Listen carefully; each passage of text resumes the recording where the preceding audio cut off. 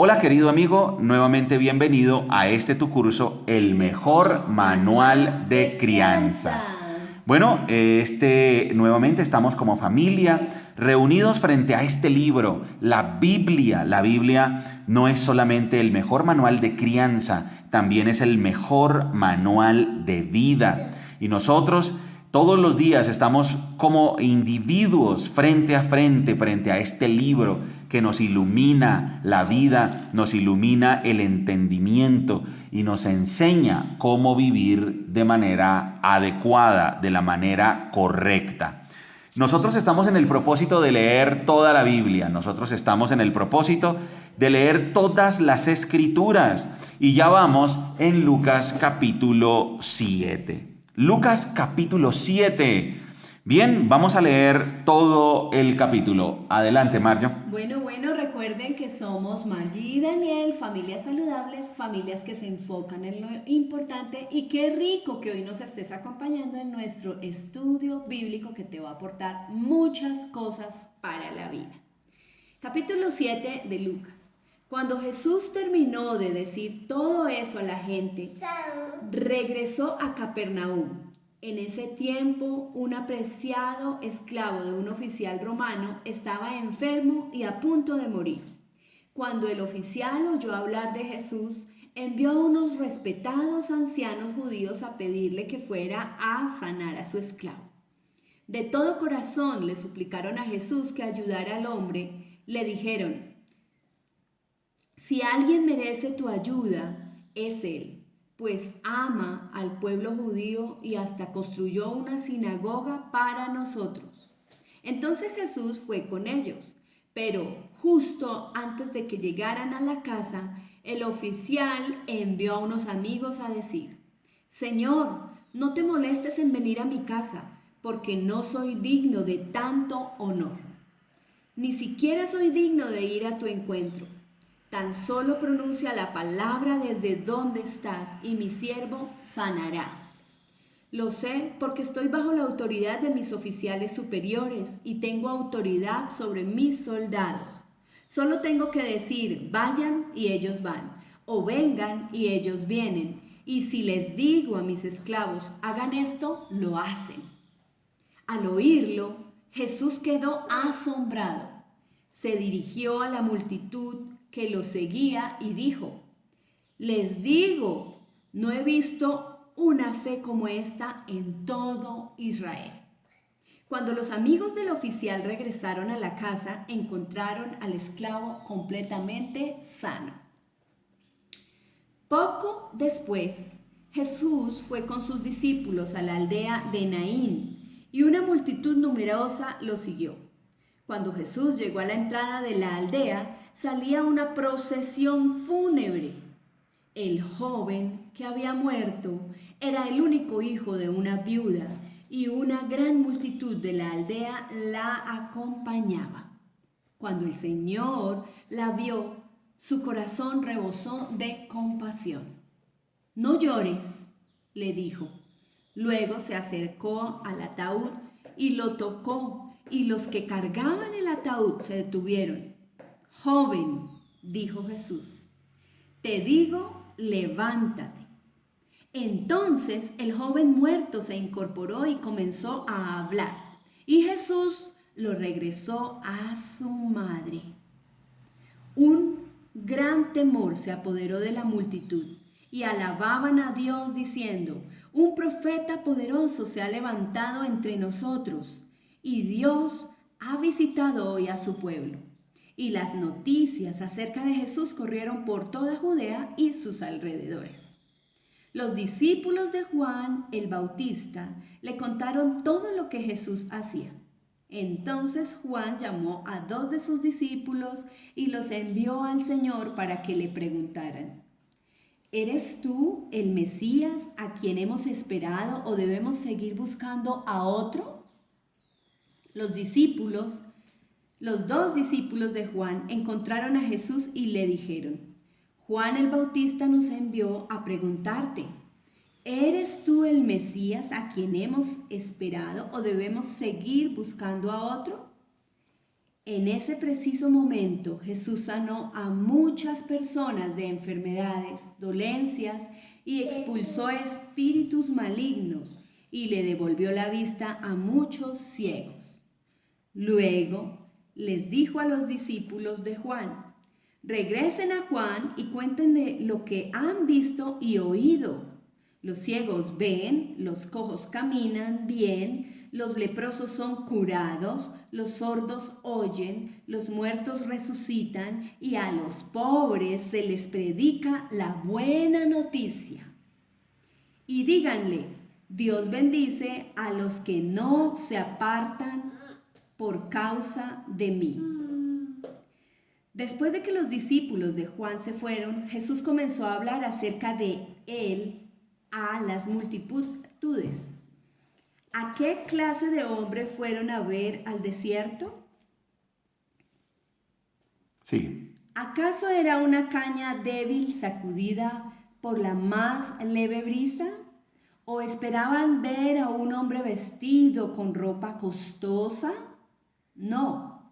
La gente que usa ropa elegante y vive rodeada de lujos se encuentra en los palacios. ¿Buscaban a un profeta? Así es.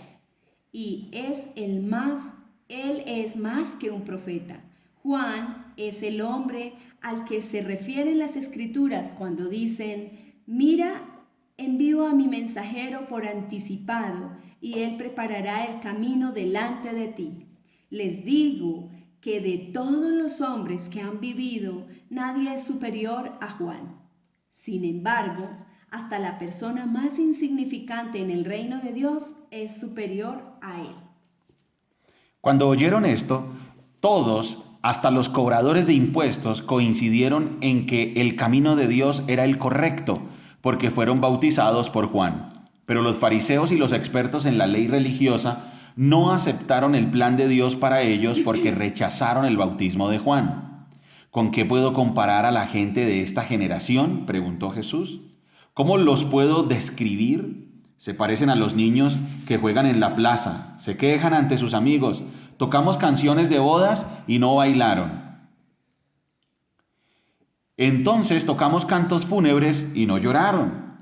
Pues Juan el Bautista no pasaba el tiempo comiendo pan y bebiendo vino, y ustedes dicen: está poseído por un demonio. El Hijo del Hombre, por su parte, festeja y bebe, y ustedes dicen: es un glotón y un borracho, y es amigo de cobradores de impuestos y de otros pecadores.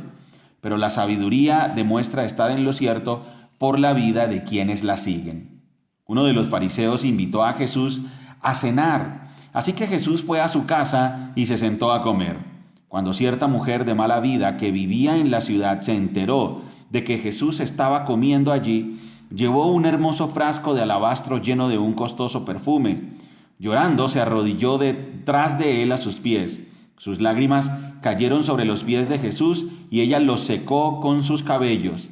No cesaba de besarle los pies y les ponía perfume. Cuando el fariseo que lo había invitado vio esto, dijo para sí: si este hombre fuera un profeta, sabría qué tipo de mujer lo está tocando. Es una pecadora. Entonces Jesús respondió a los pensamientos del fariseo. Simón, le dijo, tengo algo que decirte. Adelante, maestro, respondió Simón. Entonces Jesús le contó la siguiente historia. Un hombre prestó dinero a 2 personas, 500 piezas de plata a una y 50 piezas a la otra. Sin embargo, ninguna de las dos pudo devolver el dinero. Así que el hombre perdonó amablemente a ambas y les canceló la deuda. ¿Quién crees que lo amó más? Simón contestó: supongo que la persona a quien le perdonó la deuda más grande. Correcto, dijo Jesús. Luego se volvió a la mujer y le dijo a Simón: mira a esta mujer que está arrodillada aquí. Cuando entré en tu casa, no me ofreciste agua para lavarme el polvo de los pies, pero ella los lavó con sus lágrimas y los secó con sus cabellos. Tú no me saludaste con un beso, pero ella desde el momento en que entré no ha dejado de besarme los pies. Tú no tuviste la cortesía de ungir mi cabeza con aceite de oliva, pero ella ha ungido mis pies con perfume exquisito. Te digo que sus pecados, que son muchos, han sido perdonados. Por eso ella me demostró tanto amor. Pero una persona a quien se le perdona poco, demuestra poco amor. Entonces Jesús le dijo a la mujer, tus pecados son perdonados. Los hombres que estaban sentados a la mesa se decían entre sí, ¿quién es este hombre que anda perdonando pecados? Y Jesús le dijo a la mujer, tu fe te ha salvado, ve en paz. Muy bien, hemos leído entonces Lucas capítulo 7. Esta clase tiene como título, Jesucristo es el mismo ayer, hoy y por los siglos. Vamos a analizar algo de lo que hemos leído. En nuestra clase anterior analizábamos la fe del oficial romano, que tenía uno de sus esclavos que estaba muy enfermo, y ahí veíamos que este oficial romano es la ejemplificación, el modelo de un verdadero discípulo, porque ama a sus enemigos, porque es pobre en espíritu, porque es compasivo, porque es misericordioso y porque es humilde, porque ha reconocido su bancarrota espiritual. Y nuestro Señor Jesucristo dijo en el versículo 9, capítulo 7, verso 9, dice, les digo, no he visto una fe como esta en todo Israel. Al oírlo, Jesús quedó asombrado. Y entonces tenemos aquí a un hombre que por sus conductas demostraba tener una fe genuina. Lo repito, este centurión romano, por sus conductas, demostraba tener una fe genuina. Una persona puede decir, ay, yo creo tanto en Dios, yo creo mucho en Dios, pero si sus conductas no son coherentes, entonces sus palabras terminan siendo vacías, huecas y hasta fastidiosas, ¿no? Una persona que realmente afirma amar a Dios, pero sus conductas demuestran lo contrario, termina siendo una persona... Y su misma vida, ¿no? Sí, termina siendo una persona que fastidia, que causa... como que uno lo repele porque no es coherente. Bien, ahora pasamos al siguiente texto, que es cuando nuestro Señor Jesucristo resucita al hijo de una viuda. Dice, poco después Jesús fue con sus discípulos a la aldea de Naín y una multitud numerosa lo siguió. Cuando Jesús llegó a la entrada de la aldea salía una procesión fúnebre. El joven que había muerto era el único hijo de una viuda y una gran multitud de la aldea la acompañaba. Cuando el Señor la vio, y miren el texto clave, cuando el Señor la vio, su corazón rebosó de compasión. ¿Cómo es Jesucristo? Jesucristo es compasivo. Dice, su corazón rebosó de compasión. No quiere decir que Jesús tuvo simpatía solamente, ay, pobrecita, sino dice, rebosó de compasión. Y entonces le dijo, no llores. Jesús es consolador. Él se preocupa y Él siente el dolor de nosotros y Él nos consuela. Ya lo leíamos en las bienaventuranzas. Las bienaventuranzas dicen, felices los que lloran porque serán consolados. Felices los que lloran porque serán consolados. Bien. Dice, luego se acercó al ataúd y lo tocó, y los que cargaban el ataúd se detuvieron. Joven, le dijo Jesús, te digo, levántate. Entonces el joven muerto se incorporó y comenzó a hablar, y Jesús lo regresó a su madre. Vemos aquí, estos textos que están aquí nos quieren mostrar entonces el poder de Jesucristo. Así como lo hemos leído en Mateo y en Marcos, cuando encontramos a Jesucristo sanando las enfermedades, cuando encontramos a Jesucristo resucitando los muertos, los autores nos quieren mostrar aquí el poder de Jesucristo, su deidad. Jesucristo es Dios con nosotros. Dice en el versículo 16, la parte final, y Dios ha visitado hoy a su pueblo. Por estas obras era totalmente irrefutable que Dios había enviado a Jesucristo, a su Hijo. Y Jesucristo estaba demostrando que Él era Dios mismo, Dios el Hijo con nosotros. Después aparece un texto bien interesante y es cuando Juan el Bautista envía a sus discípulos. Juan el Bautista escucha hablar de Jesucristo escucha lo que está haciendo, escucha su enseñanza. Y mientras tanto, Juan el Bautista está en la cárcel. Juan el Bautista era una persona, un profeta grande, el más grande de todos los profetas y el último de todos los profetas. Y tenía una fe muy, muy grande. Sin embargo, estando en la cárcel, no entendía bien el propósito de Dios. Él no entendía qué era lo que Dios estaba haciendo, por qué estaba haciendo lo que estaba haciendo. Y entonces Juan el Bautista envía a 2 de sus discípulos para que le pregunten a Jesús: ¿eres tú el Mesías a quien hemos esperado o debemos seguir buscando a otro? Porque Juan estaba pensando en el Antiguo Testamento y estaba un poco confundido. Él les decía, bueno, pero ¿a qué horas va a tomar el reino de Israel? ¿A qué horas va a tomar la espada? ¿A qué horas vamos a someter a nuestros enemigos? No estoy entendiendo. Ahora, no estaba entendiendo la enseñanza. ¿Cómo así que si tu enemigo te pega, tú tienes que volverle la otra mejilla? No entiendo. Luego no vamos a tomar el poder. Ahora, hay que tener en cuenta las condiciones en las que estaba Juan. Él estaba en la cárcel, no estaba en casa por cárcel. Él estaba en la cárcel. Él estaba sufriendo, estaba en una mazmorra, estaba en el desierto, estaba en unas condiciones terribles. Y él decía, bueno, ¿qué? Pero si yo soy profeta de Dios y si este es el momento del Mesías, ¿por qué no vemos que el Mesías se manifiesta de una vez y por qué yo estoy aquí? Y entonces envió a sus discípulos y le preguntaron a Jesús: ¿eres tú el Mesías a quien hemos estado esperando o debemos seguir buscando a otro? Ahora, hay una gran enseñanza aquí. Cuando tenemos dudas, las dudas son la prueba de que le pertenecemos a Dios. Porque el incrédulo no duda, porque el incrédulo no cree en Dios. El incrédulo no ha depositado su fe en Jesucristo, no ha depositado su fe en Dios, no reconoce que Jesucristo es Dios, no reconoce que Dios es misericordioso y compasivo, no reconoce eso, entonces por eso él no duda, porque tiene su corazón cerrado a Dios. Pero los creyentes sí experimentamos momentos de duda. ¿Cuándo dudamos? Cuando no entendemos los planes de Dios, como le pasaba a Juan el Bautista. Juan el Bautista estaba confundido. Él decía, yo estoy en la cárcel, estoy en condiciones terribles, el Mesías está predicando un mensaje que no comprendo, no veo que se esté desarrollando una estrategia militar, la verdad no estoy entendiendo qué pasa. Y entonces Juan el Bautista hizo lo que debemos hacer todos. ¿Qué? Dirigirse a la fuente. ¿Y quién es? Cristo mismo.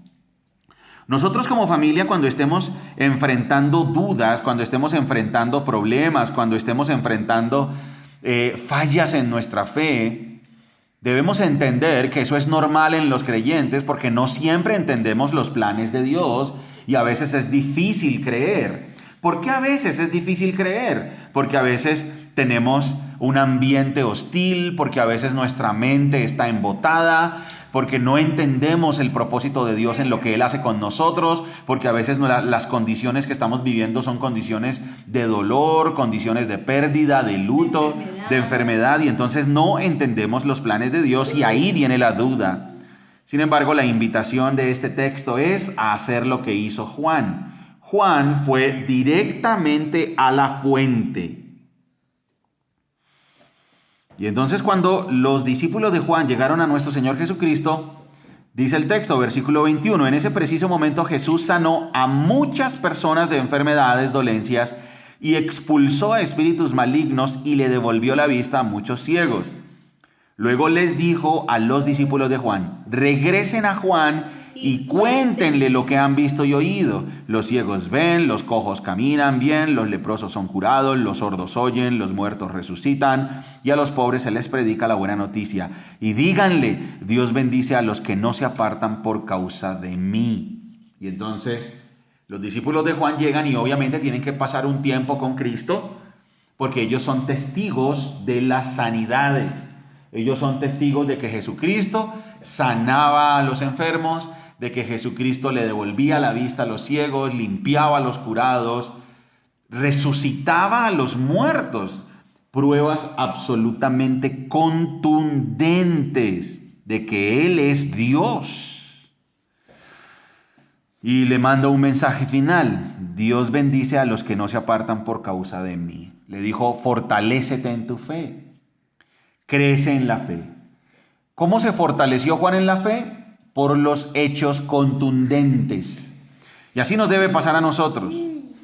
Nosotros, como familia, como individuos, somos muy fáciles de engañar. Facilísimos de engañar. Nosotros somos fáciles de desviar del camino. Esta clase tiene por título: Jesucristo es el mismo ayer y hoy y por los siglos. Y entonces los primeros versículos del capítulo 7 de Lucas nos muestran en el centurión romano un ejemplo del verdadero discípulo de Jesucristo. Y después nos muestran el poder de Cristo, porque resucita al hijo de una viuda, cura su dolor, la consuela, le devuelve a su hijo porque había tenido una pérdida absolutamente terrible, esa pobre viuda. Y después aparece el registro de Juan el Bautista y nuestro Señor Jesucristo lo anima y le dice: Dios bendice a los que no se apartan por causa de mí. Jesucristo es el mismo hoy, ayer y hoy, por los siglos. Vamos a Hebreos. Dani, por favor, Hebreos capítulo 13. Vamos a Hebreos capítulo 13. Dani, Hebreos capítulo 13. Excelente, ya lo tiene. Este niño es muy ágil. Hebreos capítulo 13. Ganaste, Dani. Y vamos a ir al versículo 8. Dale, campeón. Hebreos 13:8, si eres tan amable, aquí acércate al micrófono. 13:8. Jesucristo es el mismo ayer, hoy y siempre. Jesucristo es el mismo ayer, hoy y siempre. ¿Ok? Jesucristo es ¿qué, Dani? El mismo ayer, hoy y siempre. El mismo ayer, hoy y siempre. Muy bien. Jesucristo es el mismo ayer, hoy y siempre. Bien, ahora vamos a contextualizar ese texto. Resulta que este texto está en la carta a los Hebreos. Y la carta a los Hebreos es una carta que pretende decirle a sus receptores que no se desvíen de la fe, que no se aparten del camino. Cuando uno arranca a leer el libro de los Hebreos, desde el capítulo 1 hasta el capítulo 13, toda la carta a los Hebreos tiene como objetivo decirle a los receptores: no se aparten del nuevo pacto, no se aparten de Jesucristo. Hebreos 13:8.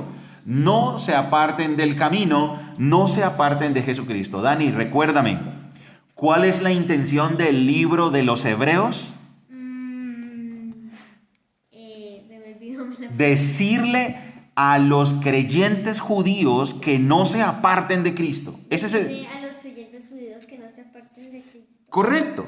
Cuando uno lee Hebreos desde el capítulo 1 hasta el capítulo 13, Esa es la intención de todo el libro es decirle a los creyentes judíos: no se vuelvan atrás, no se aparten de Jesucristo, no vuelvan a la religión antigua, no vuelvan a las tradiciones antiguas, afírmense en Cristo. Y entonces aparece ahí ese texto: Jesucristo es el mismo ayer, hoy y siempre. Jesús compasivo, Jesús misericordioso, Jesucristo que es Dios, Jesucristo que tiene poder sobre la naturaleza, Jesucristo que consuela, Jesucristo que es el que restaura, Jesucristo que es el que anima, Jesucristo que es el que salva. Jesucristo es el mismo ayer, hoy y siempre. Dani, por favor, ahora lee Hebreos 13:8 y 9.